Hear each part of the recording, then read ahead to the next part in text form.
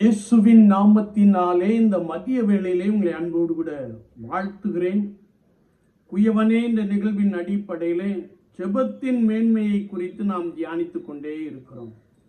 இன்றைக்கும் சங்கீதம் 88:13 நாம் வாசிக்கின்ற போது, கர்த்தாவே உம்மை நோக்கி கூப்பிடுகிறேன், காலையிலே என் விண்ணப்பம் உமக்கு முன்பாக வரும் என்ற ஒரு சங்கீதத்தை நாம் இங்கே வாசிக்க முடியும்.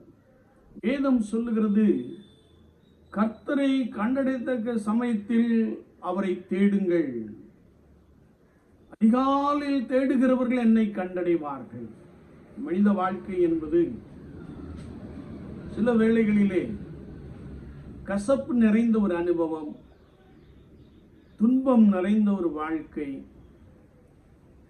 நெருக்கப்படுகின்ற ஒரு அனுபவம், எல்லாவற்றையும் நாம் கடந்து வந்திருக்கக்கூடும், அல்லது இவற்றின் ஊடாக நாம் நடந்து கொண்டு இருக்கக்கூடும்.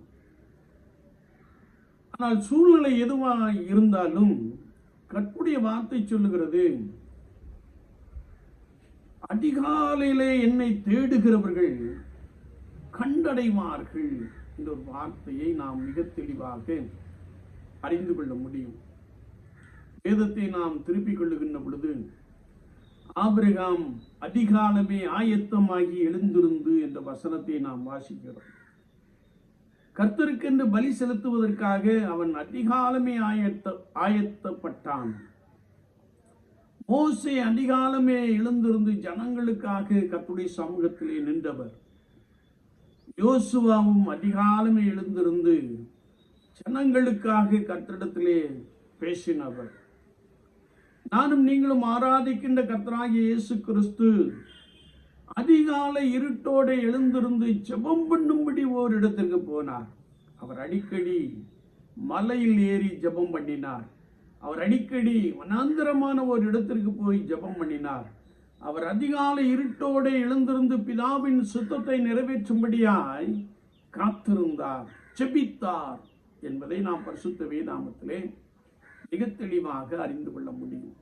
என்னை கேட்டுக்கொண்டு இருக்கிற என் அன்பு சகோதரனே, சகோதரியே, வாழ்க்கையிலே காணப்படுகிற நெருக்கங்கள், சரீர பலவீனங்கள், துன்பங்கள் நம்மை விட்டு நீங்கி போக வேண்டுமே என்றால், நான் அதிகாலமே கர்த்தருக்கு முன்பதாக ஆயத்தமாகி காத்திருக்கின்ற பொழுது, ஜெபிக்கின்ற பொழுது, கர்த்தர் உங்கள் விண்ணப்பத்தை கேட்டு உங்களுக்குள்ளே அதிசயங்களையும் அற்புதங்களையும், ஆராய்ந்து முடியாத பெரிய காரியங்களையும், எண்ணி முடியாத அதிசயங்களையும் செய்ய போதுமானவராக இருக்கிறார்.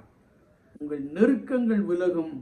கர்த்தர் உங்களை விசாலத்திலே கொண்டு போய் வைப்பார். நீங்கள் கர்த்தர் நல்லவர் என்று சொல்லி மகிழ்வீர்கள். அப்படிப்பட்ட அனுபவத்தை ஆண்டவர் நிறைவாய் கொடுப்பாராக. ஆமென், ஆமென்.